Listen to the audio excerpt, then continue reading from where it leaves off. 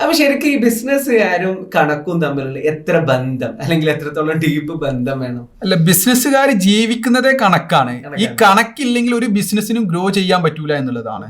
അപ്പം നമ്മൾ കൃത്യമായിട്ട് ഏത് ബിസിനസ് ആയിക്കോട്ടെ അതിന് കൃത്യമായിട്ടുള്ള കണക്കുണ്ടാവണം. കഴിഞ്ഞ മാസം ഞാൻ ബിസിനസ് ചെയ്ത് എത്ര രൂപ എനിക്ക് ലാഭം കിട്ടിയിട്ടുണ്ട് അല്ലെങ്കിൽ എത്ര രൂപ എനിക്ക് നഷ്ടമുണ്ടായിട്ടുണ്ട് എന്നുള്ളൊരു ഡാറ്റ കിട്ടിക്കഴിഞ്ഞാലേ ഇനി എന്ത് എന്നുള്ളത് ചെയ്യാൻ കഴിയുള്ളൂ. മറ്റേത് ഒരു അസംഷനാണ്.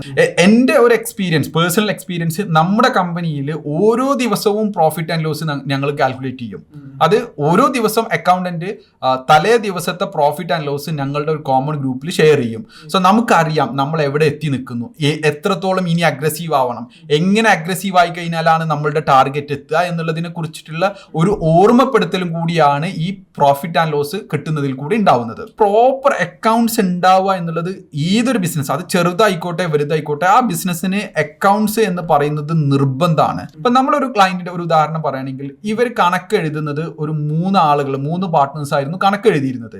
ഇവർ ഈ കണക്ക് ഒരു മാസത്തെ കണക്ക് സോർട്ട് ഔട്ട് ചെയ്യാൻ വേണ്ടിയിട്ട് ഏകദേശം 3 ദിവസം 3 പാർട്ട്നേഴ്സിന്റെ ടൈം ഇൻവെസ്റ്റ് ചെയ്തിട്ടാണ് ഇത് ചെയ്തിട്ടുണ്ടായിരുന്നത്. അപ്പൊ നമ്മൾ കൺസൾട്ട് ചെയ്തത് എന്താണ്, നിങ്ങളൊരു അക്കൗണ്ടന്റിനെ വെക്കൂ.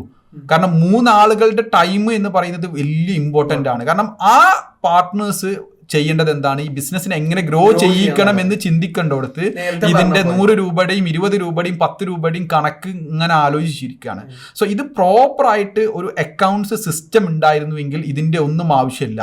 അപ്പൊ നമുക്ക് എന്ത് ചെയ്യണം, നമ്മളുടെ ഒരു ബിസിനസ്സിൽ അക്കൗണ്ടന്റ് ഉണ്ടെങ്കിൽ ആ അക്കൗണ്ടന്റിൽ നിന്ന് നമുക്ക് ഡാറ്റ വാങ്ങണം. ഒരു മാസം കഴിഞ്ഞ് കഴിഞ്ഞാൽ കഴിഞ്ഞു പോയ മാസം എന്താണ് പെർഫോമൻസ് എന്നുള്ളത് അക്കൗണ്ടന്റ് നമുക്ക് എന്ത് ചെയ്യണം, ഒരു MIS റിപ്പോർട്ടായിട്ട് തരണം. ഏറ്റവും ഈസി നിങ്ങളെ പോലത്തെ ബിസിനസ് കൺസൾട്ടിങ്ങിനെ കേൾപ്പിക്കുക അല്ലെങ്കിൽ കാണിച്ചു കൊടുക്കുക. അതിന് ഇവാലുവേറ്റ് ചെയ്തിട്ട് എങ്ങനെയാണ് ഇനി പോവേണ്ടത് എന്നുള്ളതിനെ കുറിച്ചിട്ട് കൃത്യമായിട്ട് നമുക്കൊരു ക്ലാരിറ്റി വേണം. അതേപോലെ തന്നെയാണ് നമ്മുടെ ബിസിനസ്സിന് ഒരു ബഡ്ജറ്റ് വേണം. ചെയ്യുന്നോണ്ടുള്ളൊരു ഗുണം, ഇത് ചെയ്യാതിരുന്നുള്ള പ്രശ്നം എന്തൊക്കെയാണ്? ചെയ്യുന്നത് എന്ന് പറഞ്ഞു കഴിഞ്ഞാൽ നമുക്കൊരു ബഡ്ജറ്റ് ഉണ്ടെങ്കിൽ ഒരു ഗോൾ ഉണ്ടാവും. ആ ഗോൾ പ്രകാരം നമുക്ക് പോകുന്നുണ്ടോ എന്നുള്ള ഒരു കമ്പാരിസൺ നടത്താൻ പറ്റും. മറ്റേത് നമുക്ക് കമ്പാരിസൺ ഇല്ല. അപ്പൊ നമ്മൾക്ക് പോകുന്ന പോക്കിൽ എന്താ പറയാ, പൊക്കോട്ടെ എന്നുള്ള രൂപത്തിലായിരിക്കും അത് ഉണ്ടാവുക. അപ്പൊ ബഡ്ജറ്റ് ഉണ്ടെങ്കിൽ നമ്മൾ ഓരോ മാസവും ഒരു വർഷത്തെ ബഡ്ജറ്റ് നമ്മൾ പ്രിപ്പയർ ചെയ്ത് കഴിഞ്ഞാൽ അതിന് റിവേഴ്സ് നമ്മൾ കാൽക്കുലേറ്റ് ചെയ്യണം. എന്ന് പറഞ്ഞു കഴിഞ്ഞാൽ ഓരോ മന്തും നമ്മൾ ബഡ്ജറ്റ് അതിനെ സ്പ്ലിറ്റ് ചെയ്യും. അത് കഴിഞ്ഞ് മന്ത് എടുത്തു കഴിഞ്ഞാൽ അതിനെ വീക്ക്ലി സ്പ്ലിറ്റ് ചെയ്യാം. വീക്ക്ലി സ്പ്ലിറ്റ് ചെയ്തിട്ട് അതിനെ ഡെയിലി സ്പ്ലിറ്റ് ചെയ്യാം. സോ ഒരു ദിവസം എത്ര രൂപയുടെ സെയിൽ ഉണ്ടാവണം എന്നുള്ളതിന് കറക്റ്റ് ക്ലാരിറ്റി ഇത് ബിസിനസിന്റെ ഓണേഴ്സിന് എപ്പോഴും മൈൻഡിൽ ഉണ്ടാവണം.